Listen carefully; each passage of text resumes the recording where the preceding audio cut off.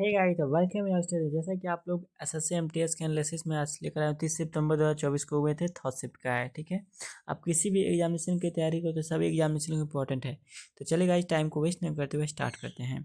जैसे कि first question था, दुष्यंत चौटाला किस राज्य के उप मुख्यमंत्री हैं? तो हरियाणा के। ठीक है, नेक्स्ट है, लोक दल से निष्कासित होने के बाद उन्हें जननायक पार्टी गठन किया गया। वही तो बात में था। मौलिक कर्तव्य भारतीय संविधान के किस अनुच्छेद में? तो मौलिक कर्तव्य आपको 51A में। अब इनके बारे में कुछ फैक्ट जानते हैं। देखिए, आपको एसएससी सीजीएल में भी आया था, ठीक है, और आपको एमटीएस में भी आया। भारत के संविधान में मौलिक कर्तव्य के उल्लेख 51A में है। मूल संविधान के मौलिक कर्तव्य की कोई सूची नहीं थी। 42वें संविधान संशोधन अधिनियम 1976 द्वारा भारतीय संविधान में मौलिक कर्तव्य को जोड़ा गया और 42वें संशोधन द्वारा भारतीय संविधान में भाग 4A अनुच्छेद 51 को जोड़ा गया है। स्वर्ण शीर्ष समिति की सिफारिश पर मौलिक कर्तव्य भारतीय संविधान में जोड़ा गया है।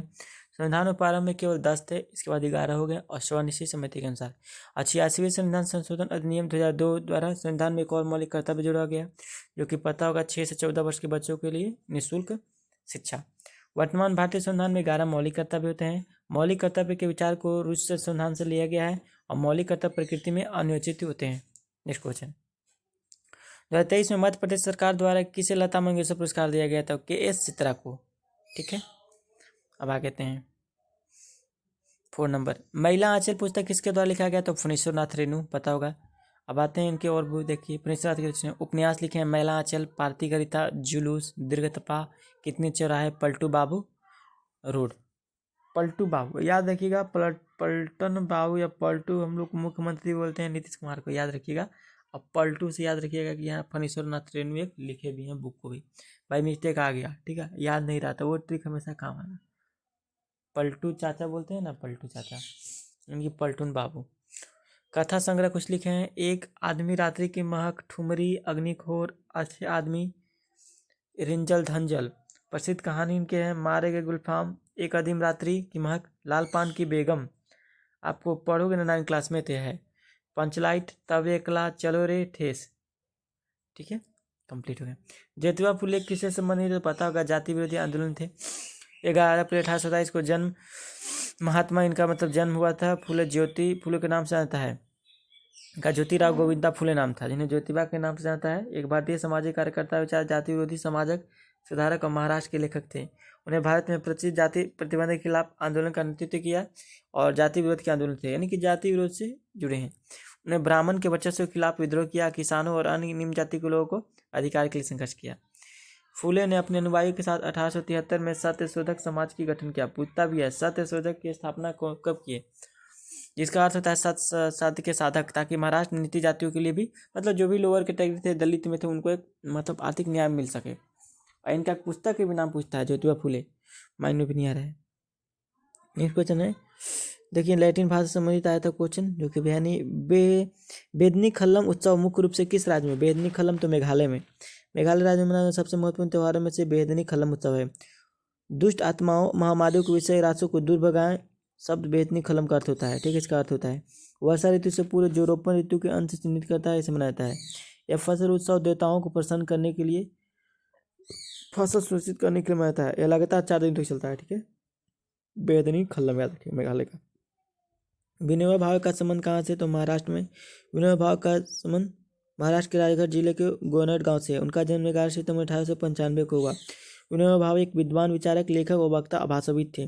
वे कई भाषाओं पर अच्छी पकड़ रखते थे, जैसे मराठी, कन्नड़, गुजराती, हिंदी, उर्दू, अंग्रेजी, संस्कृत शामिल है।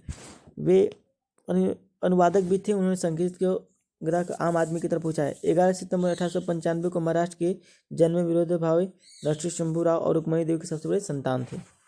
अब आते हैं नेक्स्ट क्वेश्चन, भारत के संविधान के अनुच्छेद 74 फर्स्ट में क्या है? तो भारत राष्ट्रपति की सहायता सलाह देने के लिए प्रधानमंत्री के साथ मंत्रिपरिषद होगी, अपने कार्य के प्रयोग में ऐसी सलाह के अनुसार कार्य होगा।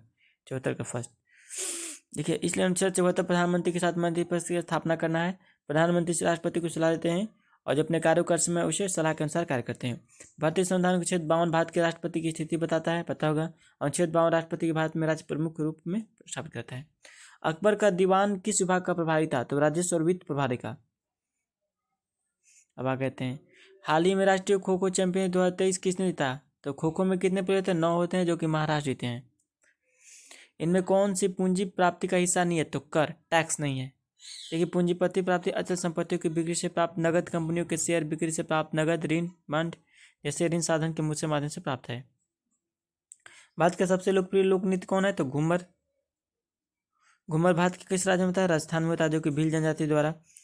यह भील जनजाति एक पारंपरिक लोक नृत्य है जो देवी सरस्वती की पूजा करने के लिए किया, जैसे बाद में अन्य राजस्थानी समुदायों ने अपनाया। यह राजपूत राजाओं के शासनकाल के दौरान भारतीय राजस्थान में लोकप्रिय हो गया था। आमतौर पर महिलाओं द्वारा सभाओं के दौरान किया था। राजस्थान के अन्य लोक नृत्य हैं चक्री, गणगौर, झूलन, लीला, सुईसिनी, घप्पल, कालबेलिया। कालबेलिया ज़्यादा फेमस है राजस्थान, जो कि पूछता है। चक्री याद रखिएगा, चक्री, गणगौर राजस्थान में, झूलन, लीला और झूमा, सुईसिनी। और सिया सुन्नी मुस्लिम होता है ना, सुईसिनी याद रखिए राजस्थान में होता है। मतलब नृत्य। भारत के किस पड़ोसी के देश में प्रसिद्ध कटास राज्य मंदिर परिसर में जिसमें कई धर्म के मंदिर स्थित है? तो पाकिस्तान। भारत के किस पड़ोसी देश में प्रसिद्ध कटास राज्य मंदिर कई धर्म के? तो पाकिस्तान में कटास राज्य मंदिर। ठीक है, इसमें देखिए हनुमान शिव जी को समर्पित है। ऐसा मतलब महाभारत के प्रसिद्ध पांडव भाइयों ने स्थल का दौरा किया था, मंदिरों का स्पष्ट निर्माण यात्रा इसमें किया गया था। आते हैं गणेश रथ में स्थित बेहतरीन अखंड मंदिर में से एक है महाबलीपुरम। नेक्स्ट क्वेश्चन, H2SO4 किसके रासायनिक सूत्र है? तो सल्फ्यूरिक एसिड का। यह सल्फर हाइड्रोजन ऑक्सीजन के तत्व से बना खनिज अम्ल है। यह रंगहीन, गंधहीन और श्यान तरल होता है। यह जल में मिश्रण होता है। यह प्रोटॉन अम्ल है। ऐसा एथलेटिक्स चैंपियन होता है, इसका विजेता कौन है? तो जापान। आर मुथुनकलम एक नृत्यांगना जिसे 2022 में पद्मश्री मिला, तो सधीर है, सधीर। ठीक है, तमिलनाडु की सातवीं पीढ़ी के अनुभव नृत्यांगना है। निम्न में से कौन सा भारतीय शास्त्रीय नृत्य नहीं है? यक्षगान। यक्षगान जो कहाँ का है? कर्नाटक का है। देखिए शास्त्रीय नृत्य बताते हैं। भरतनाट्यम 8 होते हैं टोटल। भरतनाट्यम, कथक, कथकली, कुचिपुड़ी, मोहिनीअट्टम, ओडिसी, सतरिया, मणिपुरी। ठीक है, और सतरिया को 2008 में शामिल किया गया, जल्दी में। यक्षगान एक पारंपरिक लोक नृत्य जो कि कर्नाटक जिला में कहता है। संगीत, गीत, विद्वंदा दुर्लभ संगीत। यक्षगान का अर्थ होता है आकाशीय गान। यक्षगान का भी अर्थ पूछेगा तो क्या होता है?